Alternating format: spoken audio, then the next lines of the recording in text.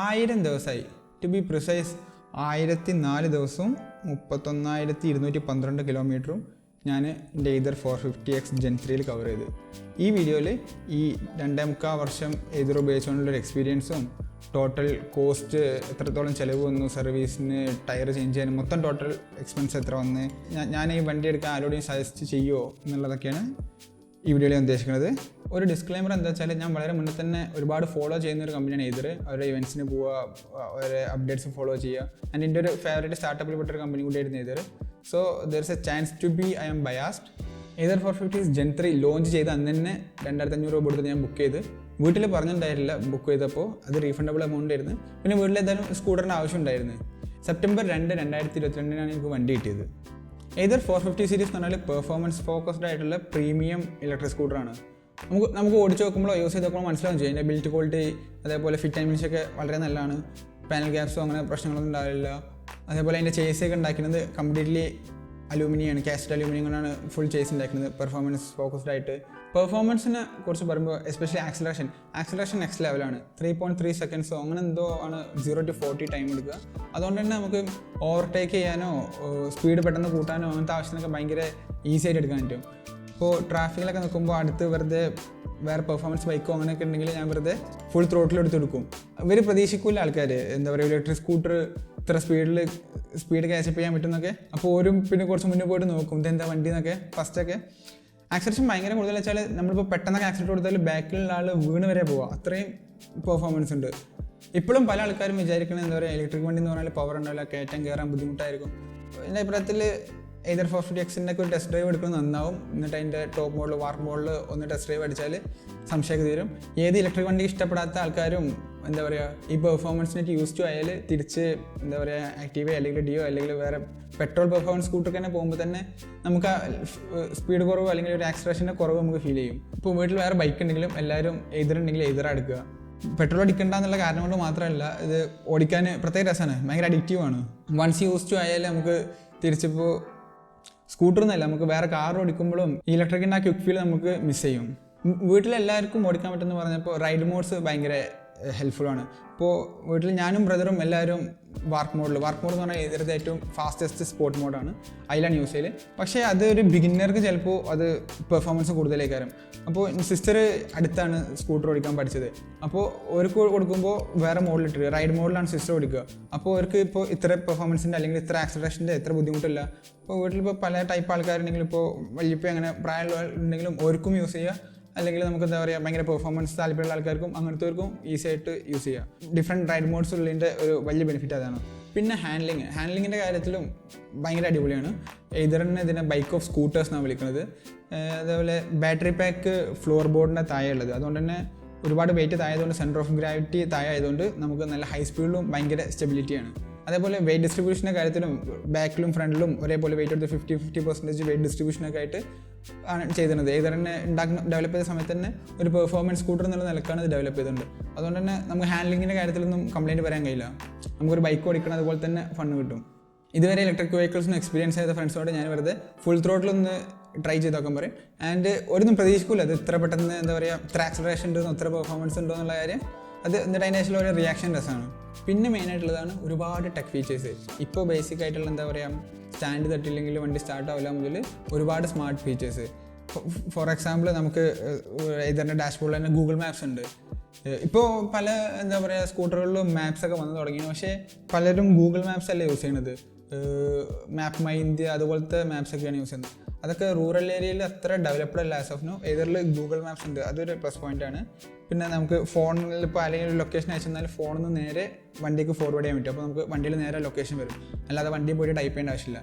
ആ ഫീച്ചറൊക്കെ ഏതർ കൊണ്ടുവന്നതിന് ശേഷമാണ് even Tesla വരെ ആ ഫീച്ചറൊക്കെ ഇംപ്ലിമെൻറ്റ് ചെയ്യുന്നത്.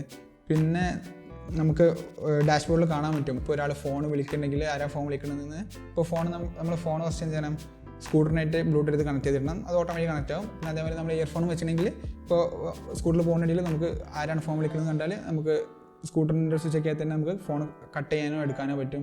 അതേപോലെ ഇപ്പോൾ നമ്മൾ മ്യൂസിക്കോ അല്ലെങ്കിൽ പോഡ്കാസ്റ്റോ കേൾക്കണമെങ്കിൽ അത് നമുക്ക് സ്കൂട്ടറിൽ കാണാൻ പറ്റും എന്താണ് പ്ലേ ചെയ്യുന്നതെന്നും, അത് പോസ് ചെയ്യാനോ സ്കിപ്പ് ചെയ്യാനുള്ള ഓപ്ഷൻസ് ഉണ്ട്.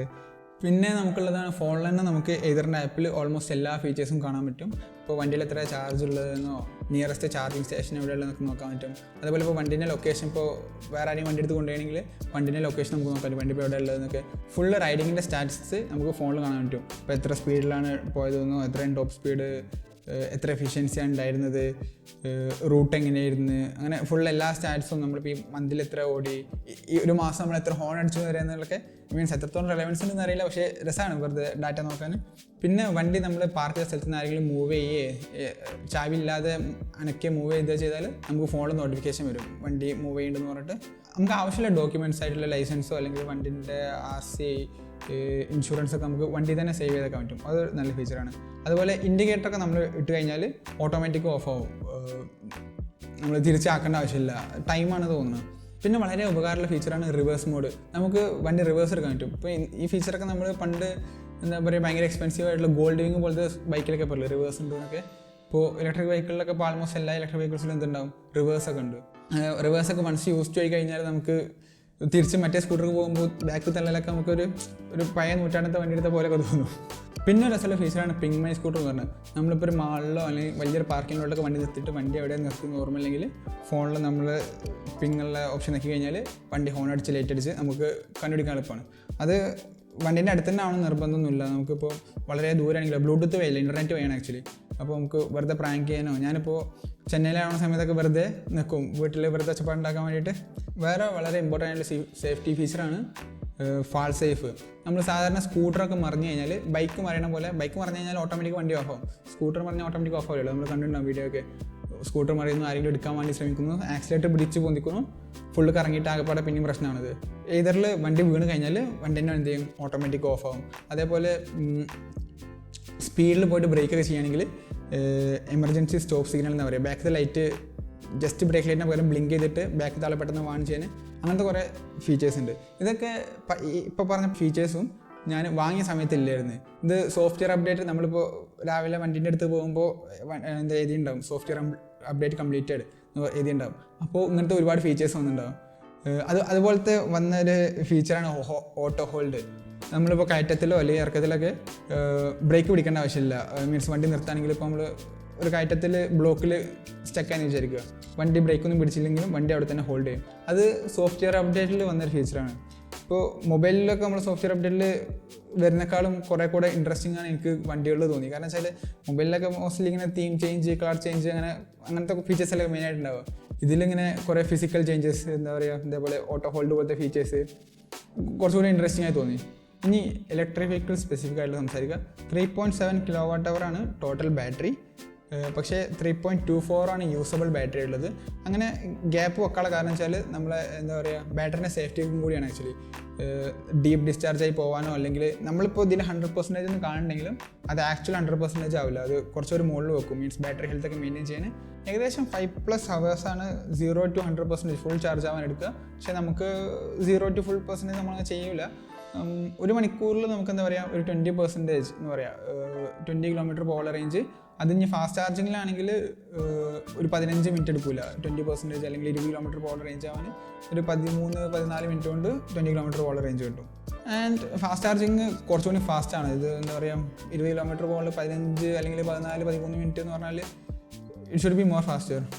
വേറെ ഇൻട്രസ്റ്റിംഗ് സംഭവം വെച്ചാൽ ഞാൻ വണ്ടി വാങ്ങിയപ്പോൾ ഏതറിൻ്റെ ട്രൂ റേഞ്ച് എന്നാണ് ഏതർ അഡ്വർടൈസ് ചെയ്ത്, മീൻസ് നമ്മളെ സ്ക്രീനിൽ കാണിക്കുന്ന സ്പീഡ്.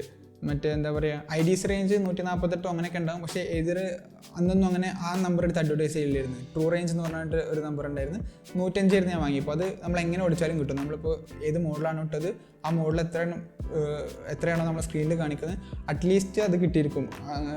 ഏതർ ഭയങ്കര റിലയബിൾ ആയിരുന്നു ഒരു റേഞ്ച് പ്രഡിക്ഷൻ. ഞാൻ വാങ്ങിയപ്പോൾ അത് 105 km എന്നായിരുന്നു കാണിച്ചിരുന്നത്.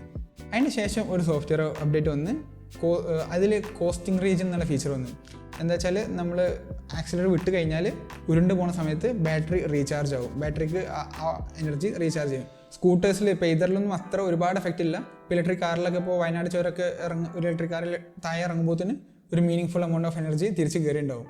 ഈ കോസ്റ്റിംഗ് റീജിയനും അതേപോലെ സ്മാർട്ട് ടെക്കോ എന്ന് പറയുന്ന മോഡും ഒരു സോഫ്റ്റ്വെയർ അപ്ഡേറ്റിൽ വന്ന് അതിന് ശേഷം ഇപ്പോൾ കാണിക്കുന്ന റേഞ്ച് 110 പിന്നെ ആൾക്കാർ ചെയ്യുന്നൊരു കാര്യമാണ് ഏറ്റവും റേഞ്ച് കിട്ടാൻ വേണ്ടിയിട്ട് എക്കോ മോഡിൽ പോകും. പക്ഷേ റേഞ്ച് കിട്ടാൻ ഏറ്റവും എളുപ്പമായിട്ട് എനിക്ക് തോന്നിയത് ഏറ്റവും ടോപ്പ് മോഡൽ തന്നെ, ഏറ്റവും പെർഫോമൻസ് കൂടിയ മോഡൽ തന്നെ പോവുക.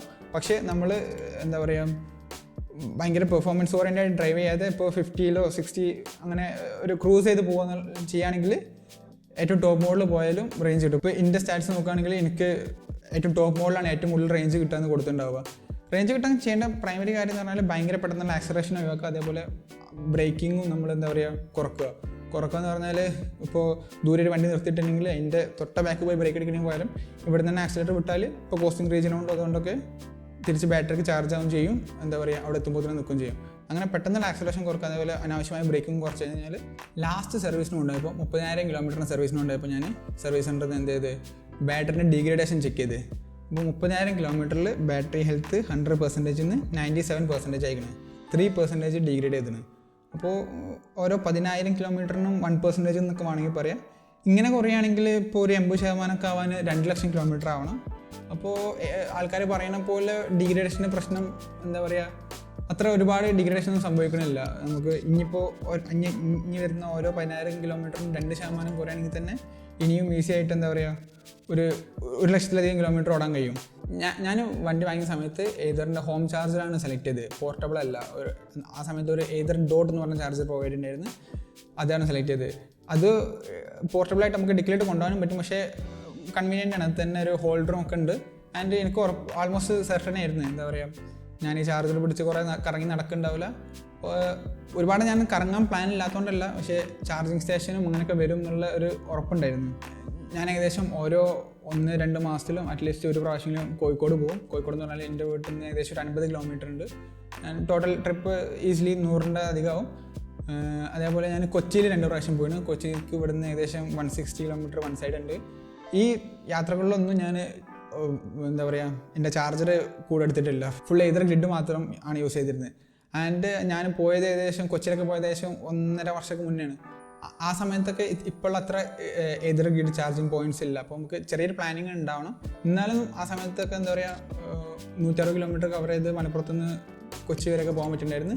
ഇപ്പോൾ റിലേറ്റീവ്ലി ഈസിയാണ്. ഇപ്പോൾ ആണെന്നുണ്ടെങ്കിൽ കാസർഗോഡ് മുതൽ കന്യാകുമാരി വരെ, അല്ലെങ്കിൽ ഈവൻ വയനാട്ടിലേക്കും ഏതർ ഗ്രിഡ് മാത്രം റിലേ ചെയ്ത് നമുക്ക് പോകാൻ പറ്റും. കോയമ്പത്തൂർ ഒക്കെ പോകാൻ പറ്റും തോന്നുന്നു. മീൻസ് ഏതർ ഗ്രിഡ് ഒരുപാടുണ്ട്. നമുക്ക് ചാർജിങ് സ്റ്റേഷൻ്റെ കാര്യത്തിൽ പേടിക്കേണ്ട ആവശ്യമൊന്നുമില്ല. അപ്പോൾ ആൻഡ് നിങ്ങൾ വണ്ടി വാങ്ങുമ്പോൾ നിങ്ങളെ ഏരിയയിലും ചാർജിങ് സ്റ്റേഷൻ ഉണ്ടോ എന്നൊക്കെ നോക്കുന്നതും നല്ലതാണ്.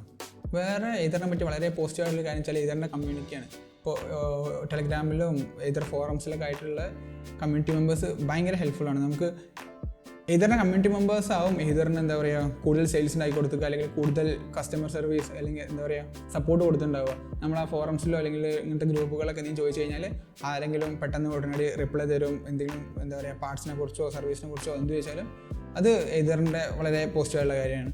ഇനി നമുക്ക് പ്രശ്നങ്ങളോട് സംസാരിക്കാം. എൻ്റെ സ്പെസിഫിക് വെഹിക്കിളിന് ഒരു പ്രശ്നം ഉണ്ടായിരുന്നു. എന്താ പറയുക ഫ്രണ്ട് ടയറിൻ്റെ ഒരു സൈഡ് മാത്രം ഇങ്ങനെ ചെത്തിപ്പോവുക.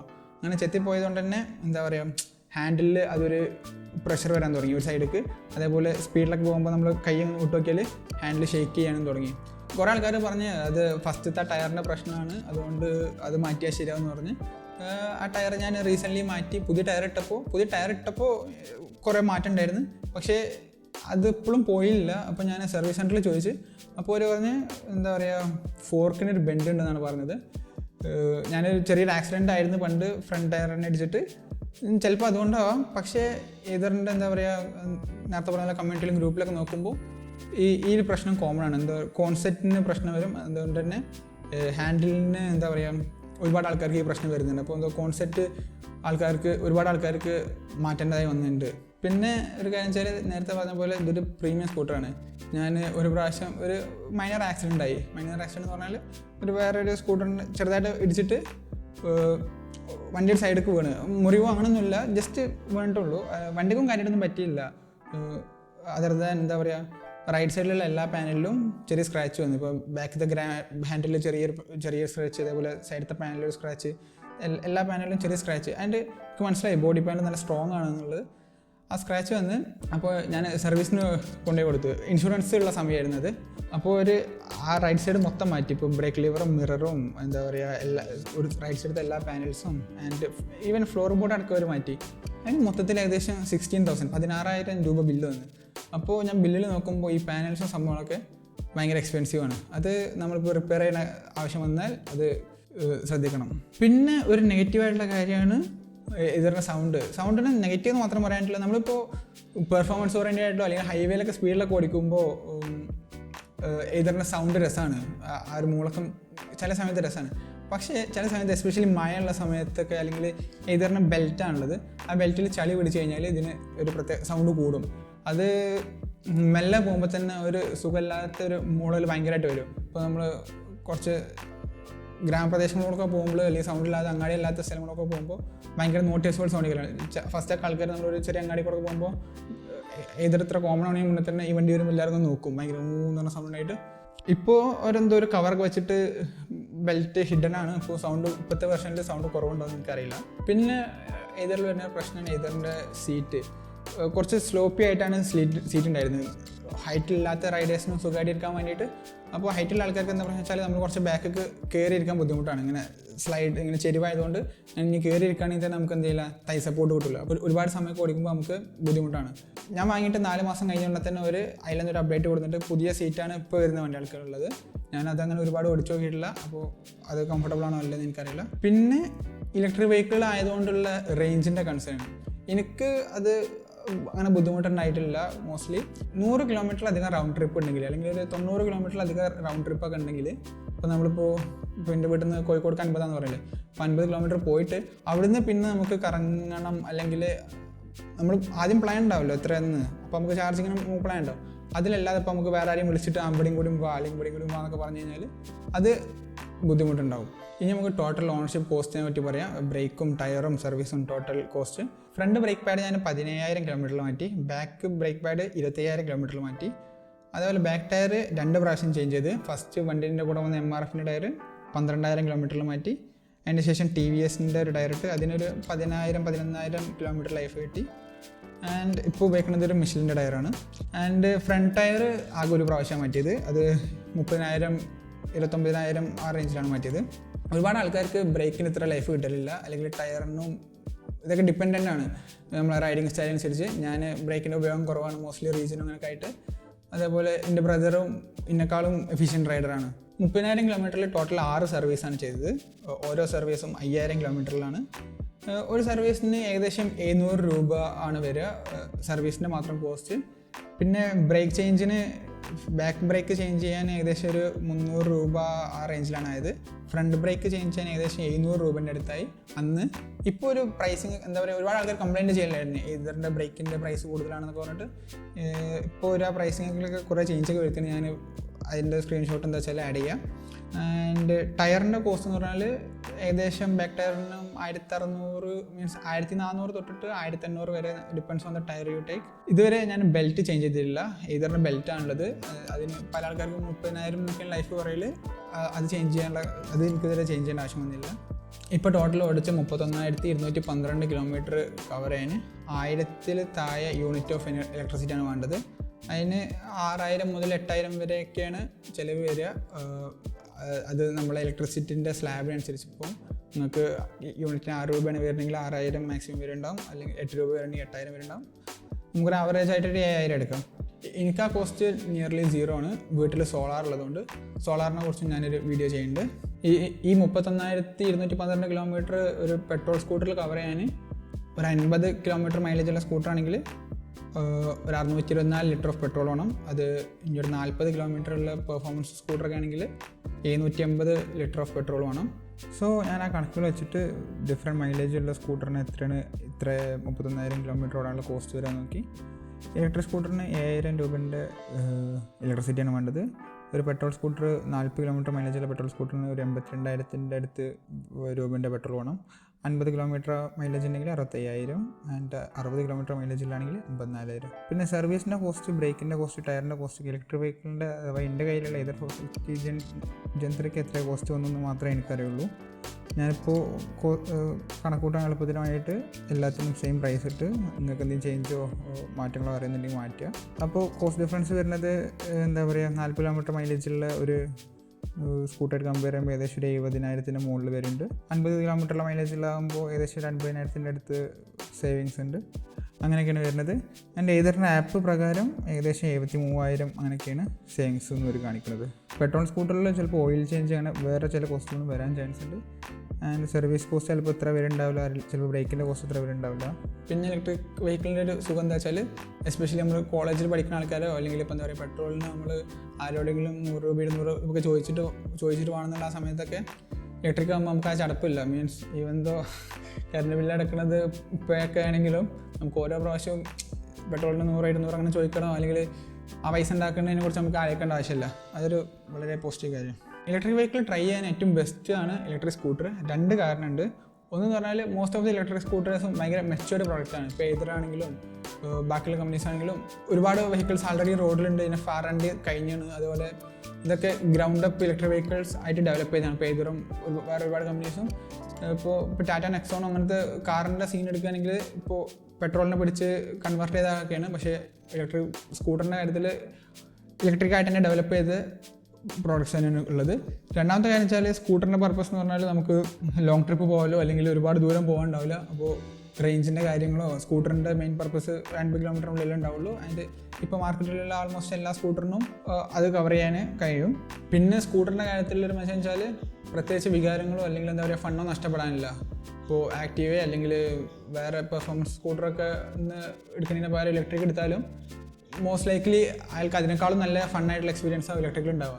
നേരെ മറിച്ച് ഒരു ബുള്ളറ്റ് എടുക്കാൻ താല്പര്യം ആൾ പോയിട്ട് ഇലക്ട്രിക് എടുത്താൽ ആൾക്ക് ആ ബുള്ളറ്റിൻ്റെ ഫണ്ണ് ഇലക്ട്രിക് വെഹിക്കിളിൽ കിട്ടണം നിർബന്ധമില്ല. സോ ഇതുകൊണ്ടൊക്കെ തന്നെ സ്കൂട്ടറിൻ്റെ കാര്യത്തിൽ ഞാൻ ഇലക്ട്രിക് ആൾവേസ് സജസ്റ്റ് ചെയ്യും. ഇപ്പോൾ ഒരു ഇലക്ട്രിക് സ്കൂട്ടർ വാങ്ങാൻ പോകുകയാണെങ്കിൽ ഏതർ വാങ്ങുമെന്ന് ചോദിച്ചാൽ മോസ്റ്റ് ലൈക്ലി ഏതർ വാങ്ങാൻ ചാൻസ് ഉണ്ട്. അതുപോലെ ഞാൻ നോക്കുന്നത് വേറെ മോഡലായിരിക്കും അൾട്രാ വയലറ്റിൻ്റെ റീസെൻ്റ്ലി ലോഞ്ച് ചെയ്ത ടെസ്റാക്ട് എന്നുള്ള മോഡൽ. ആൻഡ് റിവറിൻ്റെയും ടെസ്റ്റ് ചെയ്ത് നോക്കുന്നുണ്ട്. TVS iQube അല്ലെങ്കിൽ ചേതക്കോ ഞാൻ വാങ്ങാൻ ചാൻസ് ഇല്ല. നല്ല പ്രോഡക്റ്റ്സ് അല്ലാത്തതുകൊണ്ടല്ല, അത് എനിക്കത്ര അപ്പീലിംഗ് അല്ല. മീൻസ് ഇപ്പോൾ ഒരു ആക്റ്റീവ ബയറിനോ അല്ലെങ്കിൽ അങ്ങനത്തെ ആൾക്കാർക്ക് ഇഷ്ടപ്പെടുന്നുണ്ടാവും. പിന്നെ എന്താ പറയുക അതിലെ ബാറ്ററിങ്ങിൻ്റെ പാക്കിങ്ങും ഒക്കെ ഇപ്പോൾ ഇതിലൊക്കെ വരുന്നത് സ്ട്രക്ചറൽ ബാറ്ററി പാക്കിങ്ങും എന്താ പറയുക പെർഫോമൻസ് ഓറിയൻറ്റഡ് ഫ്ലോർ ബോർഡിൻ്റെ താഴെയായിട്ടുള്ള ബാറ്ററി പാക്കിങ്ങും മീൻസ് ഇത് അങ്ങനെയൊക്കെ ഉണ്ടാക്കുന്നത്. പക്ഷേ ചേതക്കിലൊക്കെ എന്താ പറയുക ബാറ്ററിയൊക്കെ ബാക്കിലാണ് വെച്ചത്. മീൻസ് ഒരു പ്രീവിയസ് ജനറേഷൻ വെഹിക്കിളാണ്. മീൻസ് അടുത്ത ജനറേഷൻ TVSൻ്റെ വെഹിക്കിൾസിലോ അല്ലെങ്കിൽ ചേതക്കിലൊക്കെ നമുക്ക് ഇതൊക്കെ മാറിയതായിട്ട് കാണാൻ പറ്റും. സ്ട്രക്ചറൽ ബാറ്ററിക്ക് മാറിയിട്ടുണ്ടാവും, ഒക്കെ കാണാൻ പറ്റും.